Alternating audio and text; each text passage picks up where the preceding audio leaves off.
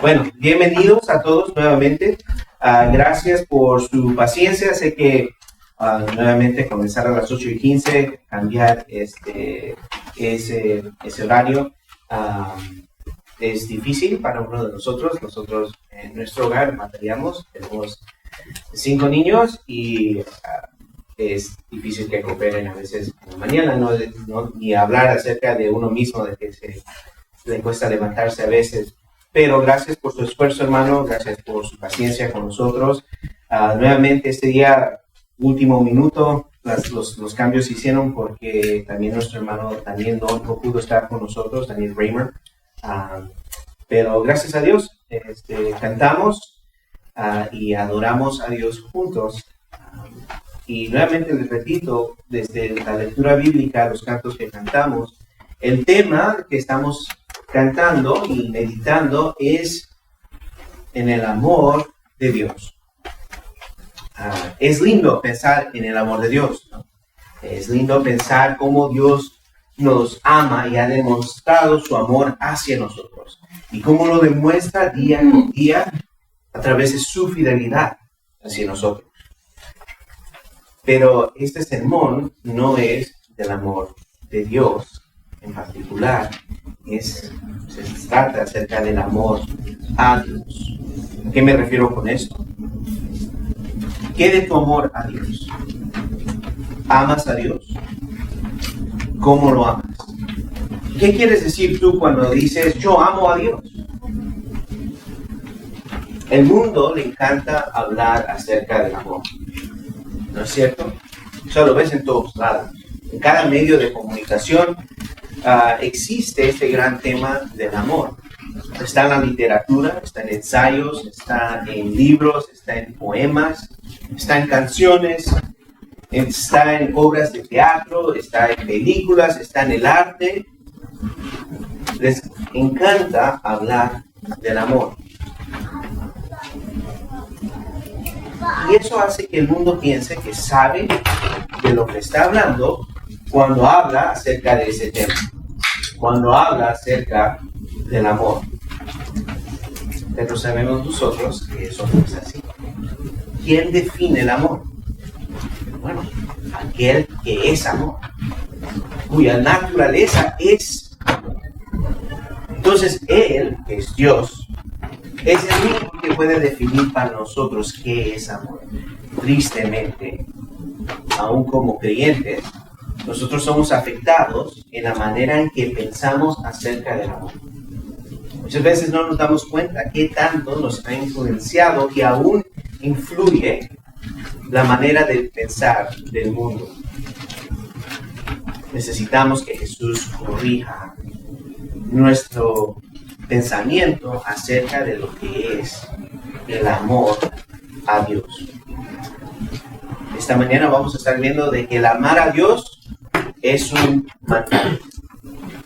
Ahora, aquellos que han estudiado la Biblia saben de que un mandato, para obedecerlo, se tiene que obedecer a la manera que Dios ha querido que se obedezca.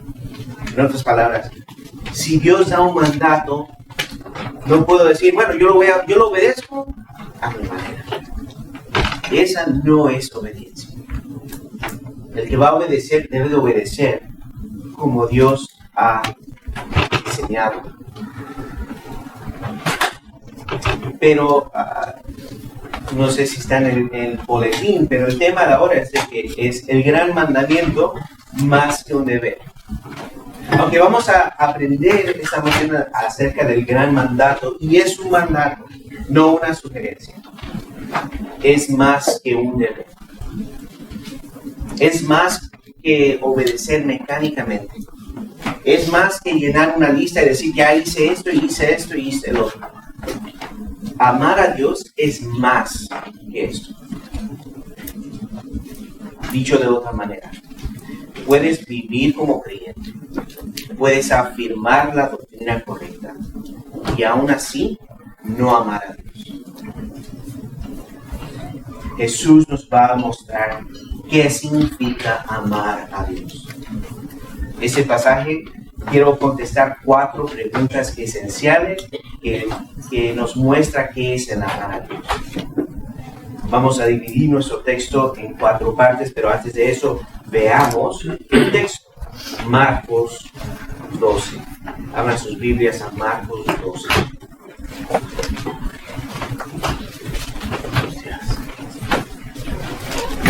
Marcos 12, versículo 28. Estaremos viendo Marcos 12, 28 al versículo 34 esa mañana. Marcos 12, 28. La palabra de Dios dice: cuando uno de los escribas se acercó, los oyó discutir, y reconociendo que Jesús les había contestado bien, le preguntó: ¿Cuál mandamiento es el más importante de todos? Jesús respondió: el más importante es: escucha, Israel, el Señor nuestro Dios, el Señor uno es. Y amarás al Señor tu Dios con todo tu corazón y con toda tu alma y con toda tu mente y con toda tu fuerza. El segundo es este: amarás a tu prójimo como a ti mismo. No hay otro mandamiento mayor que estos. Y el escriba le dijo: muy bien, maestro, con verdad has dicho que Él es uno y no hay otro además de Él, y que amarle a Él con todo el corazón y con todo el entendimiento y con todas las fuerzas, y amar al prójimo como a uno mismo es más que todos los holocaustos y los sacrificios. Viendo Jesús que él había respondido sabiamente, le dijo: no estás lejos del reino de Dios. Y después de eso, nadie se aventuraba a hacer más preguntas. Ese texto nos va a contestar 4 preguntas esenciales. ¿Cuál es el motivo para amar a Dios? ¿Cómo debemos amar a Dios? ¿Cuál es la evidencia de que amamos a Dios? Y finalmente, ¿cómo puedo yo amar a Dios como Él merece? 4 preguntas. ¿Cuál es el motivo para amar a Dios? ¿Cómo debemos amar a Dios? ¿Cuál es la evidencia de que amamos a Dios? ¿Y cómo puedo yo amar a Dios como Él merece? Oremos para que el Señor nos ayude a contestar estas preguntas y aplicarlas a nuestras vidas. Señor, te damos gracias por esta oportunidad que tú nos das de escuchar tu voz a través de tu palabra, que nos has dejado, Señor, para que te podamos conocer, Señor, y como vamos a ver, para que te podamos amar. Ayúdanos, Señor, a entender tu palabra. Abre nuestros ojos, Señor. Ayúdanos a estar atentos a tu palabra, que es de suma importancia. Ayúdame a mí a hablar con claridad, Señor, y sencillez, para que no haya confusión en cuanto a este gran tema, a este gran tema. Te lo pedimos, Señor, en el nombre de Jesús. Bueno, con un poco de contexto acerca de este texto. Este texto ocurre unos días antes de la crucifixión de Cristo. Unos comentaristas dicen que es el martes, otros dicen que es el miércoles. De cualquier manera, son unos días. Y Jesús va a morir. Y ese día en particular ha sido un día de mucho conflicto. Este día Jesús ha sido atacado una y otra vez por los líderes religiosos. No están contentos con Jesús. Recuerda que él, el día anterior, había limpiado el templo y les había acusado de haber convertido el templo de Dios en cueva de ladrones. Y a ellos no les gustó escuchar eso, porque ellos son santos, de acuerdo a su propia opinión. Así que claman preguntas para atrapar a Jesús. quieren acusarle a Jesús con sus propias palabras. Quieren llevarlo y ser jueces de Jesús. Juzgar a Dios mismo. Vimos en Marcos 12, versículo 13, ¿recuerdan? Que los herodianos y los fariseos le hacen la pregunta a Jesús acerca de los impuestos al César. ¿Con qué fin? Con el fin de poner a Jesús en mal con los romanos o con el pueblo, dependiendo de cómo contestaba él esa pregunta. Recuerda la vez pasada que estuvimos en Marcos 12, 18, vimos que los saduceos hacen una pregunta a Jesús para atraparlos también acerca de la resurrección. Quieren difamar a Jesús, quieren hacerlo ver ridículo, contestando una pregunta acerca de un problema supuesto en sus mentes de la resurrección y las relaciones que existen después. Bueno, ese texto es interesante, porque de la manera que lo presenta Marcos, no parece que hay enemistad entre este escriba y Jesús. Parece de que Marcos nos da a entender de que él está dando una pregunta genuina. Tiene interés en lo que Jesús quiere decir, en lo que Jesús va a enseñar.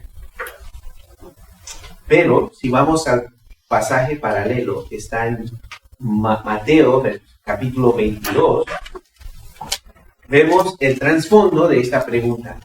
Es también una trampa. En Mateo 22, versículo 34, Mateo nos dice que después de que Jesús contesta la pregunta acerca de la resurrección, dice, los fariseos se agruparon al oír que Jesús había dejado callados a los saduceos. Uno de ellos, intérprete de la ley, esta misma palabra de escriba. Vamos a ver eso en unos minutos. Uno de ellos, intérprete de la ley, para poner a prueba a Jesús, le preguntó, Maestro, ¿cuál es el mandamiento? El gran mandamiento de la ley. Así que, aunque Marcos no nos presenta esta pregunta de esa manera, es una trampa. Pero veamos el texto. Versículo 28. Cuando uno de los escribas se acercó. Este escriba es fariseo. ¿Qué es un escriba? Un escriba es un abogado. Es un experto en la ley. Pero no es un abogado como los tenemos hoy en día. Ahora la ley no es la ley de Dios, es una ley secular. Pero en una teocracia donde la ley de Moisés es la constitución del pueblo de Dios, ser experto de la ley es un abogado, es un escriba. Ellos interpretan la ley de Dios, les ayudaban al pueblo cómo aplicar la ley de Dios en de distintas maneras. Estos eran eruditos, muy estudiosos, y eso es muy importante que conozcamos esto. Este escriba no es un tonto. Él estudia el Antiguo Testamento, él conoce la ley de Dios. Y se nos dice que él los oyó discutir. ¿A quién? Bueno, a los saduceos y a Jesús. ¿Recuerdan? Los saduceos y los fariseos y los escribas no se llevaban. ¿Por qué? Porque los saduceos no aceptaban todas las escrituras, todo el Antiguo Testamento, solamente aceptaban los primeros 5 libros de la Biblia y no creían en la resurrección, no creían en los ángeles, no creían en los demonios. En otras palabras, eran muy seculares, no creían en lo sobrenatural. Así que este escriba ve a Jesús contestarles a los saduceos y dice, qué bueno, me gusta eso. Aunque es enemigo de Jesús. Y reconociendo que Jesús les había contestado bien, le preguntó. Ok. Él sabe que Jesús sabe las Escrituras y sabe cómo contestar. Aunque es enviado por los fariseos para atrapar a Jesús con esta pregunta, él tiene un interés en escuchar cómo Jesús va a contestar esta pregunta. ¿Y cuál es la pregunta? ¿Cuál mandamiento es el más importante de todos? La Reina Valera lo dice, ¿cuál es el primer mandamiento? Literalmente dice eso. ¿Cuál es el primer mandamiento? Y no está hablando en términos de cronología, cuál vino antes que el otro, sino que está hablando en términos de importancia. ¿Cuál es el más importante? ¿Por qué hace él esta pregunta? ¿Por qué preguntas esta pregunta específica a Jesús? Bueno, porque hay mucha contención en cuanto a cómo contestar esta pregunta. Ellos estaban discutiendo, había mucha discusión en cuanto a cuál es el mandamiento mayor, el más importante. ¿Por qué? En esos días ellos habían concluido y era aceptado de que habían 613 mandamientos o estatutos individuales que se debían de cumplir. 613. 248 de esos mandatos eran negativos, es decir, no harás eso. 365, decían ellos, eran positivos. Disculpen, la invertí. 248, ¿qué es lo que debes hacer? Esto harás. 365 son esto no harás. Habían hecho una sistemización de los mandatos. Ellos habían arreglado entonces de estos 613 mandatos, bueno, cuál es la jerarquía entre ellos. Y habían hecho una división entre los mandatos pesados y los que no son pesados. Ahora, ¿es fácil acusar a Jesús de falsa enseñanza cuando entre ellos mismos no hay de acuerdo? Porque nadie está de acuerdo y si Jesús dice algo, pues nadie está de acuerdo, le vamos a acusar que él no sabe de lo que está hablando. Vamos a ver que ese no es el caso con Jesús. Pero una pregunta, ¿hay estatutos en el Antiguo Testamento? ¿Hay mandatos que son más pesados, como ellos dicen, que otros? ¿Hay mandamientos más importantes que otros? Bueno, ¿qué dice Jesús? ¿Qué dice la Biblia? Vayan conmigo a Mateo, capítulo 23, versículo 23. ¿Hay mandamientos más pesados que otros? ¿De más importancia que otros? ¿Qué dice Jesús? Mateo 23, 23.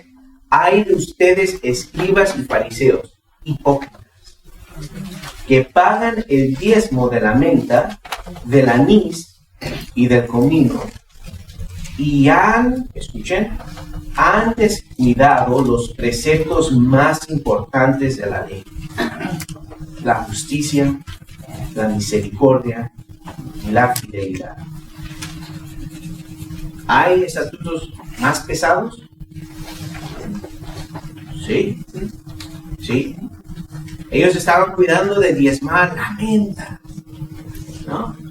Pero se habían olvidado de los más importantes, de los estatutos más pesados, que son ¿qué? La justicia, la misericordia y la fidelidad. Ahora, que un mandamiento sea más pesado que otro, quiere decir que nada más tienes que obedecer los más pesados. No, mira lo que dice Jesús al final. Estas son las cosas que debían haber hecho sin descuidar aquellas. Para ellos, la jerarquía quería decir, bueno, puedo poner atención a unos y a otros. Así que hay distinción en mandatos. Porque también quiere decir que hay distinción en juicio. ¿Hay diferentes niveles de juicio por diferentes pecados? Sí. Sí. Vean conmigo Mateo. Mateo 11. Corazín, Betsaida y Capernaum eran ciudades en las cuales Jesús había hecho los más milagros, muchísimos milagros. Y por lo tal, porque él había hecho muchos milagros en estas ciudades, ellos eran más responsables. Y el juicio de ellos iba a ser peor que en otras ciudades que no se había hecho esos milagros. Mira lo que dice, versículo 21 del capítulo 11 de Mateo, dice: ay de ti, Corazín, ay de ti, Betsaida, porque si los milagros que se hicieron en ustedes se hubieran hecho en Tiro y Sidón, hace tiempo que se hubieran arrepentido en silicio y ceniza. Por eso les digo que en el día del juicio será más tolerable el castigo para Tiro y Sidón que para ustedes. Y tú, Capernaum, ¿acaso serás elevada hasta los cielos? Hasta el Hades descenderás. Porque si los milagros que se hicieron en ti se hubieran hecho en Sodoma, esta hubiera permanecido hasta hoy. Escuchen bien. Sin embargo, les digo que en el día del juicio será más tolerable el castigo para la tierra de Sodoma que para ti. Diferentes pesos, mandamientos, diferentes niveles de juicio. Todo pecado recibe juicio, pero hay pecados que reciben más juicio que otros. Así que esa es la importancia de esta pregunta. ¿Cuál es el gran mandamiento? Porque si es el gran mandamiento, hay penalidad grande si no lo obedeces. Regresando a nuestro texto.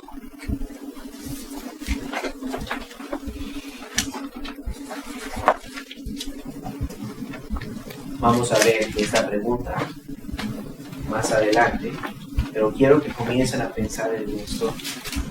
Asume de que el gran mandamiento se puede cumplir. El escriba hace esa pregunta porque ese es el mandamiento que yo cumplo, que se puede lograr con el esfuerzo humano, echándole ganas. ¿Qué dice Jesús? En el versículo 29 Jesús respondió: el más importante es.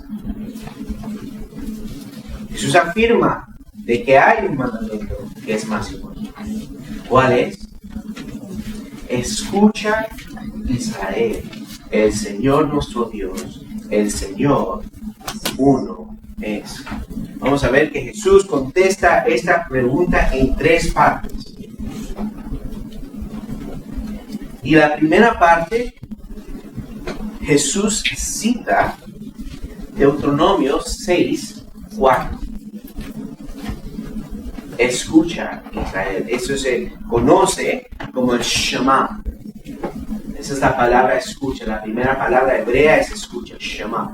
Y si han escuchado esa palabra es porque es una oración que los judíos han hecho desde siglos pasados. Por la mañana y por la noche. Esta oración es el credo del pueblo de Israel. Lo tienen escrito en sus casas. Es muy importante esta oración. Y aquí es donde Jesús va a contestar otra pregunta. ¿Cuál es el motivo para amar a Dios? En otras palabras, ¿por qué amar a Dios? ¿Cuál es la razón? ¿Cuál es la fuente? ¿Cuál es la raíz? ¿Por qué? ¿Por qué amarlo? Y cómo comienza, revelándonos quién es Dios. Escucha, Israel, el Señor nuestro Dios, el Señor uno es. El amor a Dios comienza necesariamente con el conocimiento de Dios. No puedes amar a Dios si tú no lo conoces. Si tú estás amando a Dios y no conoces las Escrituras, estás adorando un ídolo. Un Dios hecho a tu imaginación. Un Dios con el cual tú estás cómodo. Si vas a amar a Dios, debes amarle por quien Él se ha revelado que Él es. Conocer a Dios es lo más importante.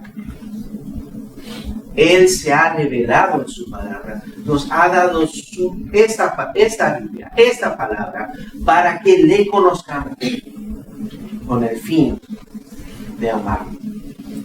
Escucha, Israel, es un mandato. Escucha. Pon atención. Enfócate en eso. El Señor, nuestro Dios, el Señor uno es. Él no es un Dios entre otros dioses. Él no está en competencia con nadie. El amor, para ser verdadero, tiene que estar dirigido a tres cosas. A lo que es bello, a lo que es bueno y a lo que es verdadero. Esas son cosas que son dignas de amor. A lo que es bello, a lo que es bueno y a lo que es verdadero. Y esto, hermanos, singularmente se encuentra en la persona y el carácter de Dios. Sí, hermanos, le amamos a Dios por lo que Él ha hecho. Pero no es la única razón. Dios es digno en sí mismo por quien Él es. Es digno de ser amado. No simplemente por lo que Él hizo por nosotros. ¿Quieres crecer en tu madurez? Aprende a amar a Dios por quien Él es. Crece en tu entendimiento de quién es Él. Al conocerlo, su majestad y su hermosura, la única respuesta adecuada es amarlo. ¿Por qué debemos amar a Dios? Porque Él es único. Porque no hay nadie como Él. Porque solamente Él es digno de todo amor. Tú puedes amar otras cosas, sí. Pero hay un límite de cómo tú puedes amar a ciertas cosas. Se vuelve inútil. Con Dios nunca. No hay límite en cuanto podamos amarle. ¿Por qué amarle? Porque quién es por quien Él es. Ahora la segunda pregunta es, ¿cómo debemos amarle? ¿Cuál es la manera en que se debe ver nuestro amor? Versículo 30. Y amarás al Señor tu Dios con todo tu corazón y con toda tu alma y con toda tu mente y con toda tu fuerza. Resumiéndolo todo, hay una palabra muy importante que se repite una y otra vez aquí. Toda. Todo. El énfasis está en que debemos amar a Dios con la totalidad de nuestro ser. Dios no requiere de ti solas. Lo exige todo. Puesto que Dios, un comentarista lo ha dicho de esta manera, puesto que Dios ha redimido el todo del hombre, requiere su todo. No te redimió en parte, te redimió totalmente. Y si te redimió totalmente, ¿qué espera de ti? Todo. Esto habla de una devoción total. Y como vimos en el sermón, si no lo escucharon, escúchenlo, que predicó Bo Jackson la semana pasada. Esta devoción es tal grado que Dios exige, de que si esto llega en conflicto, tu amor por Dios y tu amor por tu familia y hay conflicto en eso, ¿a quién escoges? A Dios. Siempre. Siempre. Porque Él es digno de ser amado sobre todas las cosas. Ahora, ¿qué significa amar a Dios con todo el corazón y con todo el alma y con toda tu mente y con todas tus fuerzas? En cierto sentido, el punto no es hacer división entre el hombre. El punto de este texto es mostrarte que en la totalidad del hombre, el amor tiene que ser dirigido a Dios. No hay ninguna parte de ti que deba ser reservado a amar a otra cosa que no sea Dios. Cada parte. Tu corazón, tu alma, tu mente, tus fuerzas. Pero podemos hablar acerca de cada aspecto, sí, pero solo que sepan que hay traslapo, solapamiento, superposición. Hay cosas que van con dos, el corazón y el alma, a veces son intercambiables, pero sí hay ciertas distinciones que quiero que veamos. ¿A qué se refiere cuando habla acerca del corazón? Está hablando del hombre interior, está hablando del hombre verdadero, está hablando de quién realmente eres tú. Puedes mostrarnos a todos nosotros, yo te puedo mostrar algo que sea un disfraz, pero el corazón es el que revela quién en realidad soy yo. Está hablando de quién genuinamente soy. Está hablando de un amor puro, íntegro. ¿No? ¿Recuerdas Marcos 7? Este pueblo con sus labios me honra, pero su corazón está lejos de mí. Eso está hablando de un amor puro, sincero, de verdad. Tu alma, que se refiere, bueno, esto habla de nuestras emociones, de nuestros afectos, de nuestra pasión. En Marcos 14, cuando Jesús está en Getsemaní, dice Marcos 14, 34, mi alma está muy afligida, muy triste, hasta el punto de la muerte. Es en su alma donde siente esa tristeza. Y está hablando de que si amas a Dios, debes amarle con toda tu alma, con todos tus afectos, con todas tus emociones, con pasión, ¿no? Es lo contrario que lo que Jesús le dice a la iglesia de la Odisea. Oh, que fueras frío o caliente, pero eres tibio, te vomitaré. ¿Qué es la mente? Esto es el entendimiento. Un amor adecuado no tiene que ser en sombras, tenemos que conocerle. ¿Quién es Él? No es estudiar por el hecho de que, bueno, tengo que hacer tarea, tengo que estudiar, porque si no, no estudié y no hice mi devoción. Es un estudio porque quiero conocerle a Él. Quiero entender quién es Él. Quiero amarle mejor. Y con todas tus fuerzas, esto habla de nuestra voluntad, de lo que hacemos. El amor a Dios se ve.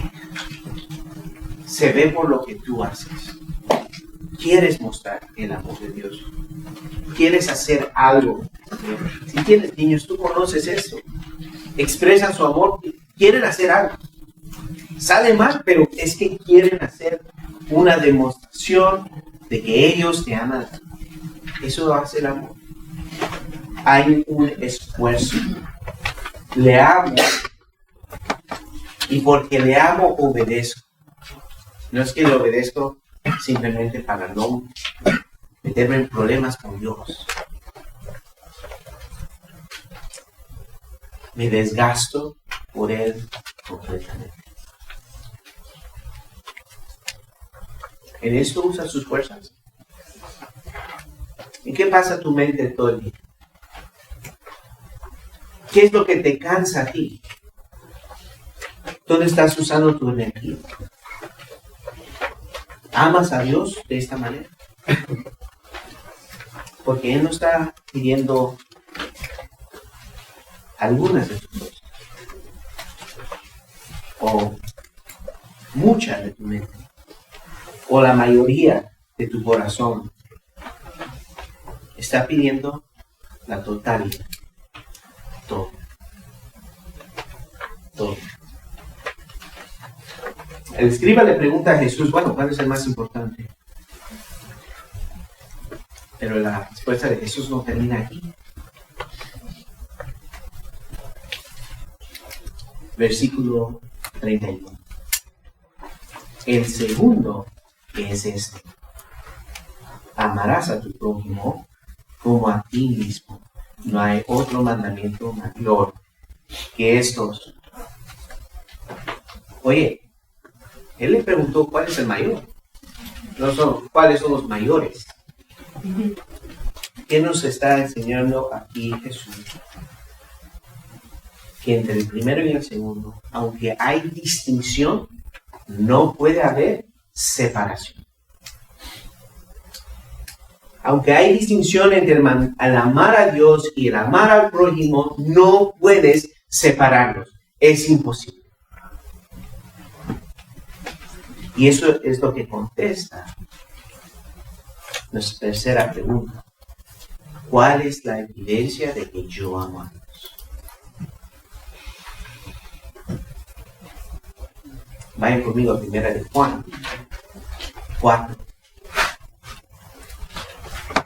1 de Juan 4. Versículo 19. 1 de Juan 4, versículo 19. Juan dice, nosotros amamos, ¿por qué? Porque Él nos amó primero. Si alguien dice, yo amo a Dios, pero aborrece a su hermano, es un mentiroso. Porque el que no ama a su hermano, a quien ha visto, no puede amar a Dios, a quien no ha visto. Versículo 21. Y este mandamiento tenemos de Él, que el que ama a Dios, ame también a su hermano. Es imposible obedecer el primer mandato si no estás obedeciendo el segundo. Están ligados. ¿Por qué están ligados? Mira, te recomiendo, para contestar esta pregunta, que escuches la predicación del día de misiones que se hizo. Dr. Mark Taplock predicó en la tercera sesión acerca de este punto. Si no lo has escuchado, te animo a que lo escuches. Es en la tercera sesión. Porque yo voy a usar este texto para mostrarte el principio, pero de una manera acelerada. Él lo va a desarrollar más tiempo. Así que si no lo entiendes lo que voy a decir ahorita, escucha este sermón después si quieres, pero mejor escucha el sermón de él. ¿Okay? ¿Por qué están ligados estos dos mandamientos? Vayan conmigo a unos versículos anteriores, al versículo 7 de este mismo capítulo. 1 de Juan 4, 7. Amados, amémonos unos a otros, porque el amor es de Dios, y todo el que ama es nacido de Dios y conoce a Dios. Es como el conocimiento de Dios y el amor a Dios están ligados. ¿Y cómo se manifestó el amor de Dios? Versículo 9. En eso se manifestó el amor de Dios en nosotros, en que Dios ha enviado a su Hijo unigénito al mundo para que vivamos por medio de él. Pero quiero que lleguemos al versículo 12 porque dice algo que, aunque fuera de lugar, dice, a Dios nunca lo ha visto nadie. Si nos amamos unos a otros, Dios permanece en nosotros y su amor se perfecciona en nosotros. Hoy está hablando acerca del amor de Dios, pero después habla acerca de que Dios es espíritu y no, por lo tal, no se puede ver. ¿Qué tiene que ver eso? Bueno, Dios es invisible. No se puede ver. Pero ¿quién manifestó a Dios perfectamente para nosotros? Jesús. De tal manera de que cuando tú ves a Jesús, ¿no? Andrés le hace la pregunta, muéstranos al Padre. Es suficiente. Y él dice, ¿qué? Si me has visto a mí, has visto al Padre. Jesús en forma humana, en forma corporal, nos muestra el amor de Dios. Conocemos el amor de Dios de una manera visible, manifestada a nuestros ojos al ver a Cristo. ¿Entienden eso? Podemos ver ahora a Dios. Jesús ya no está aquí. Él ascendió a los cielos. A Dios no lo ha visto nadie. Si nos amamos unos a otros, Dios permanece en nosotros y su amor se perfecciona en nosotros. La iglesia tiene el privilegio único de hacer imperfectamente, pero hacer lo que Jesús hizo. Mostrar a Dios a través de nuestras vidas.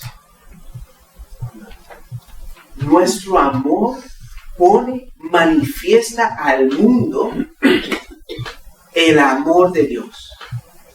Hace aquello que es invisible, imposible para el mundo ver, posible. Porque el amor, hermanos, ¿qué quiere hacer? Resaltar a aquel que ama. Jesús hace esto. Mark lo predicó de Juan 17, donde dice, glorifícame, para que te glorifique a ti. Quiero mostrar tu gloria. Y lo hace. Nosotros, en la manera que amamos a otros, glorificamos a Dios, manifestamos a Dios, mostramos a Dios a un mundo caído. Si amas a Dios, tú quieres hacer eso. Quieres que el mundo lo conozca.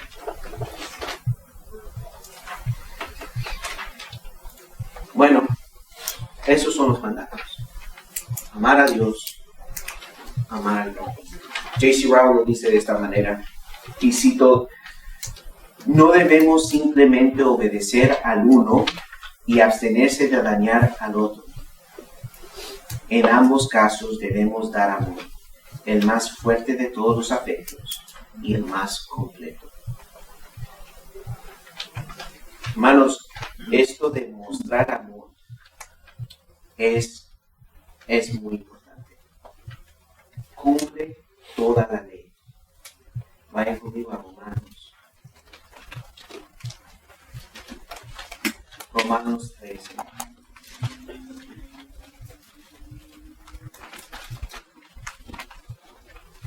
Versículo 8. Romanos 13:8. No deban a nadie nada, sino el amarse unos a otros. Porque el que ama a su prójimo ha cumplido la ley. Versículo 9. Porque esto, no cometerás adulterio, no matarás, no hurtarás, no codiciarás. Y cualquier otro mandamiento en estas palabras se resume: amarás a tu prójimo como a ti mismo. El amor no hace mal al prójimo, por tanto, el amor es el cumplimiento de la ley. La ley existe para ayudarte a entender cómo amar a tu prójimo. Y si tú le amas, no vas a robarle. No vas a dañarle, matarle, odiarle, codiciarle, cometer adulterio en contra de él. El amor no hace eso. Si tú amas, cumples la ley. Nuestro amor a Dios es lo que nos impulsa a amar a Dios. Si no amas a Dios, es que no hay esa gasolina en el tanque que te impulsa a hacer eso. ¿Cuál es eso? Es el amor a Dios. Fuimos creados para amar a Dios y amar al prójimo. Pero como dice 2 Timoteo 3:2, en vez de ser amadores de Dios, amadores del prójimo, que somos amadores de sí mismo, amadores del dinero, sin amor, amadores de placeres, en vez de amadores de Dios. Nos amamos a nosotros más. Ese es el resultado de la caída.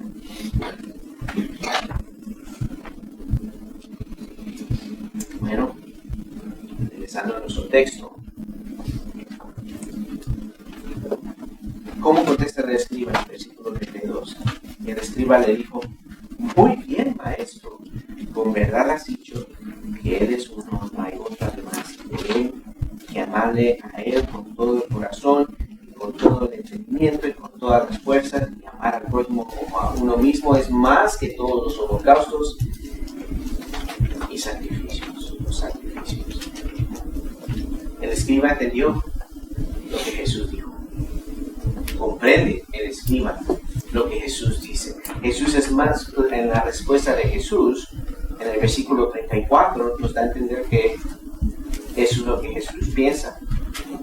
Él viendo Jesús, versículo 34, que él había respondido sabiamente. Respondió con sabiduría. Entiende él estas cosas. Y dice, es más importante que los holocaustos y los sacrificios. Y es lo que Pablo nos habla, ¿no? En primera de Corintios 13, del 1 al 3, cuando habla del amor. Si no tienes amor, lo que haces no es nada.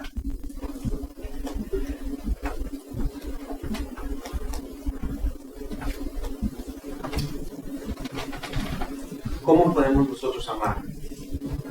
De la manera que Dios quiere que nosotros amemos. Esa es la última. Porque aquí el escriba dice, entiende, está contento, está muy alegre. ¿Por qué? Porque Jesús respondió bien. No hay falla en lo que Jesús dijo. Es cierto. Pero está contento porque piensa de que Él está cumpliendo este mandato. Jesús le da palabras de ánimo, una palabra de ánimo y una palabra de advertencia. Versículo 34, viendo Jesús que él había respondido sabiamente, le dijo: no estás lejos del reino. ¿Qué diferencia, no? A otros ciegos que dirigen a ciegos y que juntos van al abismo, pero él está cerca del reino. Está cerca del reino. Ya casi estás ahí. ¿Entiendes? Esa es la palabra de ánimo. Pero la palabra de advertencia es esta. Estar cerca del reino no es lo mismo que estar en el reino. ¿Por qué? Porque tú puedes entender muy bien, conocer las palabras que estoy diciendo y pensar, yo estoy bien. Y estar bien. Muchos no se darán cuenta hasta el día final, cuando estén delante de este Jesús que asesora quién está dentro y quién no está dentro. ¿Por qué Él puede decir quién está dentro del reino y quién no está dentro del reino? Porque Él es el rey. Él es el rey de este reino. Digno de amor. Él debe ser amado. Y en ese momento, ¿qué está haciendo Él? Tramando en contra de Jesús. Pensaba que Él estaba obedeciendo este. pensaba que con sus fuerzas podía lograr esto. La primera cosa que tú te debes dar cuenta para entrar en el reino es que tú, con tus propias fuerzas, no puedes amar de esta manera. Tu pecado no te deja. Amar a Dios de esa manera es solo posible cuando Él intervenga en tu vida. Y en Deuteronomio 30, versículo 6, Dios lo hace claro para el pueblo de Israel.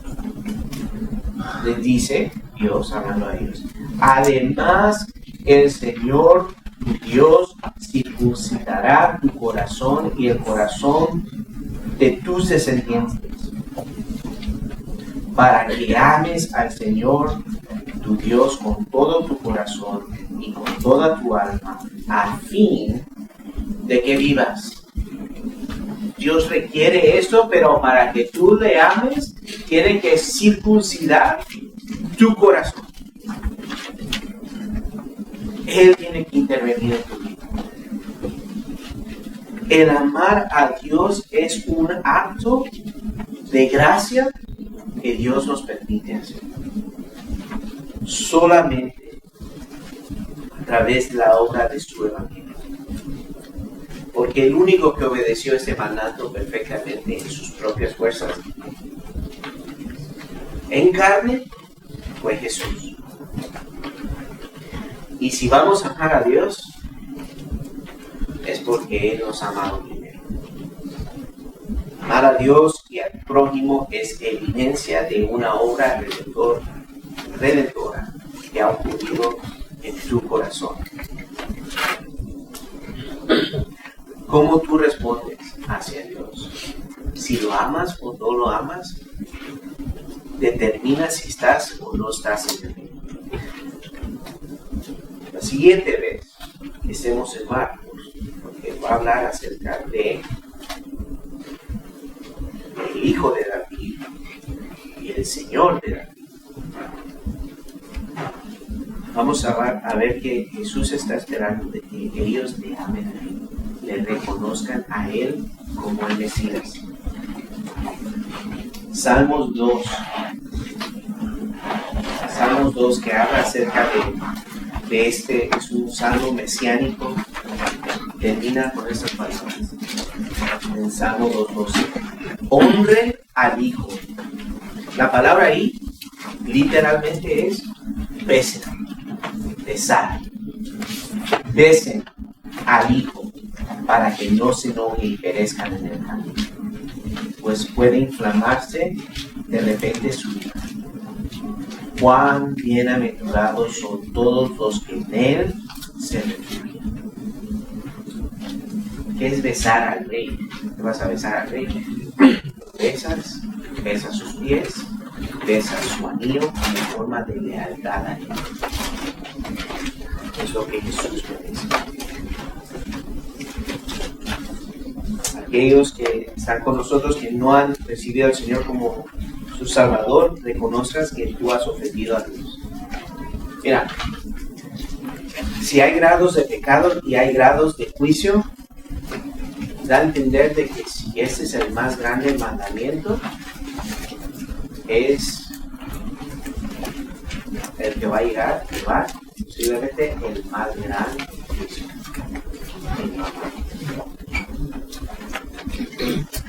Y tú solamente puedes amar a Él si eres perdonado de tus pecados, si tú te arrepientes, si tú le pides perdón, Él te perdonará por los méritos de Cristo. Y recibirás este amor de Dios. Y ahora será posible para ti amarle a Él. Creyentes, hermanos en Cristo, tú y yo no obedecemos este mandato, que es el más grande, perfectamente. Tú lo sabes. En nuestras oraciones diarias debemos confesar que no lo hemos hecho. No estamos hablando de que tienes que obedecer perfectamente, eso no va a ocurrir si no estás haciendo. Pero eso debe impulsarnos a querer llegar al cielo para poder amarle a Él como ángeles. Mientras tanto, hermanos, si le amas, confiesa en qué le has fallado y ruégale que te ayude a amarle más, a abrir tus ojos para ver su belleza, su grandeza, que Él es digno de ser. No estamos hablando de perfección, como decía Pastor MacArthur, estamos hablando de dirección. No vas a ser perfecto, pero cada día tienes que estar dirigido hacia ese amor. Por imperfecto que sea tu amor, cada día debe de crecer. Si no está creciendo, confiesa qué está absorbiendo de ese amor. Estás amando a algo. Fuimos creados para amar. Que el Señor nos ayude a amarle a Él y a impulsarnos los unos a los otros al amor y a la piedad. Oremos. Padre, te damos gracias por tu palabra, te damos gracias por este tiempo que nos das de abrirla y de escuchar tus mandamientos. Señor, confesamos que no te amamos, deberíamos amar. Que muchas veces nos hemos enfriado y hay veces que aún en el estudio de la palabra, como en la iglesia de Éfeso, Señor, hemos perdido nuestro primer amor. Señor, ayúdanos a regresar a las primeras obras, a regresar a nuestro primer amor, a meditar en tu grandeza y tu bondad y ver que eres digno de ser amado. Señor, ayúdanos a amarte con toda nuestro ser. Y Señor, ayúdanos a anticipar ese día, cuando ausentes del pecado te amaremos en el cielo como tú mereces. Mientras tanto, ayúdanos a manifestarte a un mundo que desesperadamente te necesita, a verte a través de nuestro amor por los unos por los otros. Pedimos, Señor, que nos acompañes el resto de este día para que te adoremos, Señor, con sinceridad, para tu gloria y tu honra en el nombre de Jesús.